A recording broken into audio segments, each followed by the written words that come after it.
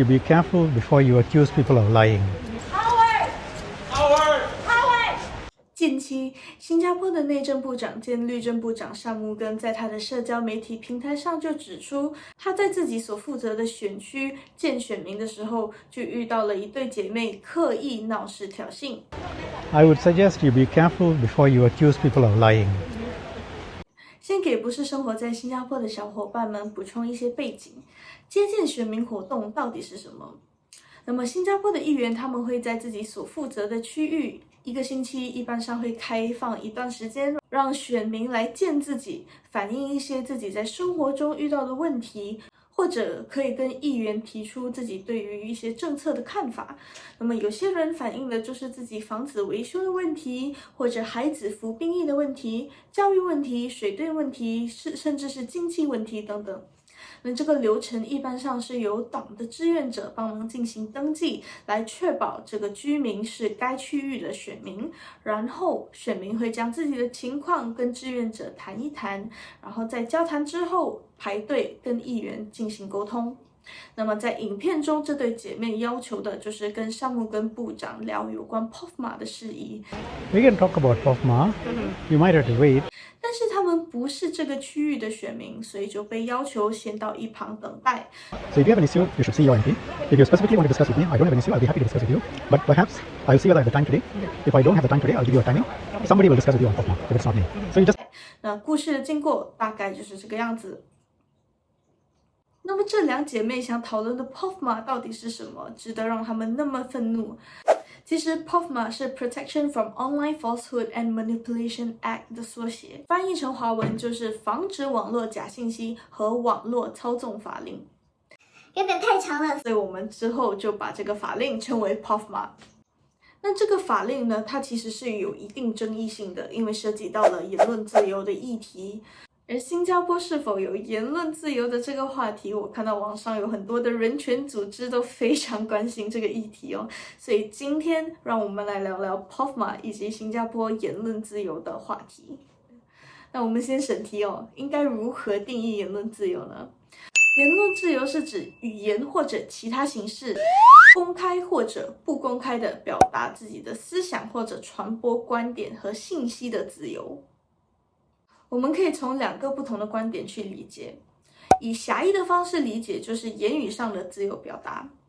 那么更广一点的呢，就涉及到不同的层面啦，其中就包括出版自由、新闻自由、集会、游行、示威等等多种形式的自由。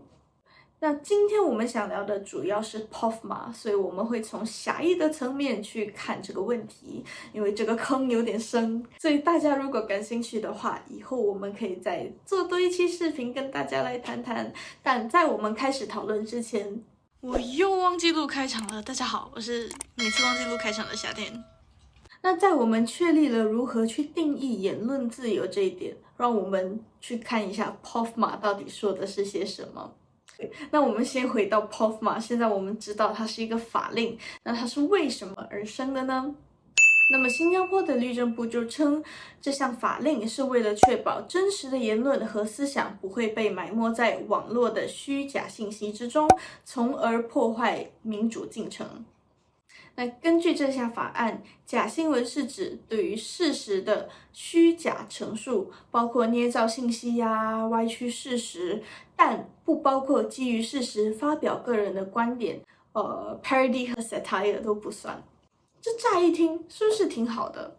但仔细想想，观点、批评和对于事实的虚假陈述的界限到底在哪里？举个例子啊，如果有人说，政府造成新加坡的社会贫富差距越来越大，社会越来越不平等。那请问，这是在陈述个人的观点还是事实呢？那依据法案，如果政府想要追究，就要确定2点：第一，这是否是一个虚假的信息；第二，会不会对新加坡的公共利益造成负面的影响？那这里又有人要问了，什么是公共利益？那根据红蚂蚁的一篇报道呢，公共利益就包括了6项：维护国家安全、维护公共卫生、公共财政、公共安全和公共秩序，维护新加坡与其他国家的友好关系，防止选举和公投结果受影响，包括总统选举、全国大选、选区补选，防止不同群体和个体之间挑起仇恨和敌意，防止动摇公众对政府和公共机构的信心。那回到刚刚的例子，如果有人说政府造成新加坡的贫富差距越来越大，社会不平等，那这是否是虚假信息？是否会动摇公众对政府和公共机构的信心，影响公共利益呢？我觉得这个属于灰色地带，有一定的讨论空间，没有绝对，所以我们可以先把这个例子剔除。那如果有人真的散播了假消息，并且会损害新加坡的公共利益呢？会发生些什么？如果符合 POFMA 的规定条件，政府可以要求社交平台在假消息上加上警告，并发布更正的版本。也就是说，假贴文其实不用删，但必须要公开更正。而且不管发帖人是不是人在新加坡，只要信息在新加坡传播，当局就可以发布更正指示。那说到这里，不知道大家是怎么想的？根据一篇 BBC 的报道，人权观察组织亚洲区副主任 Phil Robertson 就认为，新加坡的政府不应该独自决定信息是否是真是假。他说，新加坡长期以来禁止批评政府官员的言论，在这样的情况下，当局声称要防止网络谎言和选举操纵，实在很荒谬。虽然 POFMA 确实存在了一些争议和弊端，引发了对于言论自由的担忧，但有趣的是，根据南洋理工大学拉惹热南国际研究院的一个未发布的研究， POFMA 在降低网络虚假信息的传播所带来的风险是有效的。但他们也指出，媒体公司和公众也必须在这方面负起一定的责任。我会把这则 commentary 放在视频下方的链接，有兴趣的话可以点击查看。总而言之，这个未发表的研究是指向 POFMA 是可以有效的去抑制网络上虚假信息的传播的。那其实让我个人比较担忧的是这条法案所会引起的一些我们没有去设想的副作用，它会建立起这个 climate of fear。这个 climate of fear 我想要找一个中文翻译，但是我找不到。但是我看到了红蚂蚁的一篇文章，我觉得最贴近的说辞就是寒蝉效应。用红蚂蚁的这则报道来说，法律就摆在那里，不用也可以起到震慑的作用，让大家有话不敢讲，看到问题也不敢批评政府。以我的理解，我认为法令它就是一个对于普通人而言比较复杂的一个东西。那有些人可能不太理解，所以为了避免麻烦呢，他们就会选择沉默，或者就像刚刚我们所讨论的，有时候观点和虚假陈述的界限可能会变得非常模糊，所以为了要避免麻烦，就选择了沉默。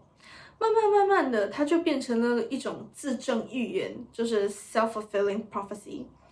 自证预言其实是一个闭环，那分成3个不同的阶段，有假设、行为和结果。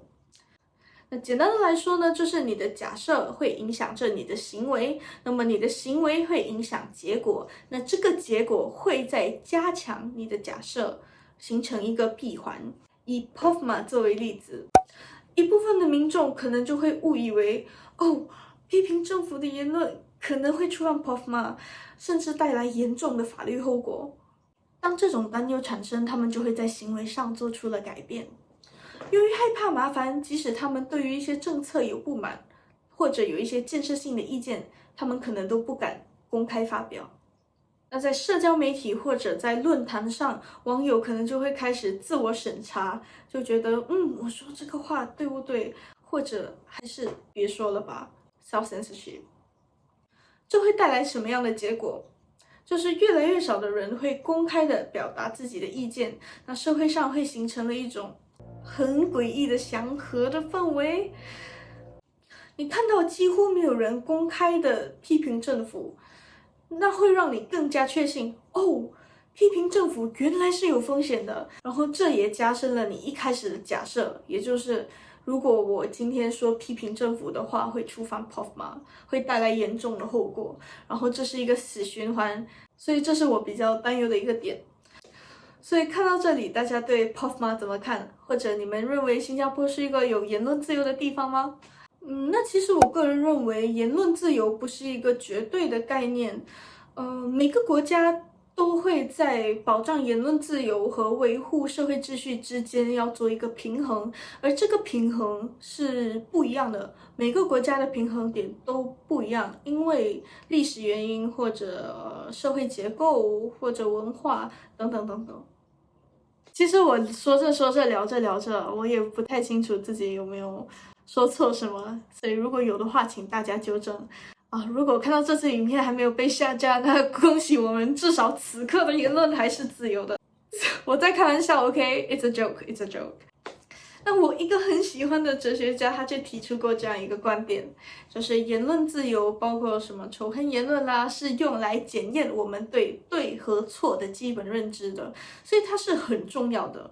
如果我们屏蔽掉那些反对的声音，我们的信念就不会被挑战。如果我们的信念不被挑战，我们就慢慢的也不知道什么是对的，什么是错的，我们的观念就会停滞不前，没有办法进步，更谈不上对于是非对错有一个更深的理解。所以当有一个不同的声音，它可以促使我们对于我们自己的观点和信念进行思考、辩论，调整自己的立场，从不同的观点中完善自己的认知。那这也是我相信的。那今天的影片就到这里结束了。如果喜欢这支影片，不要忘记按赞、订阅和分享。我们下个故事见，拜。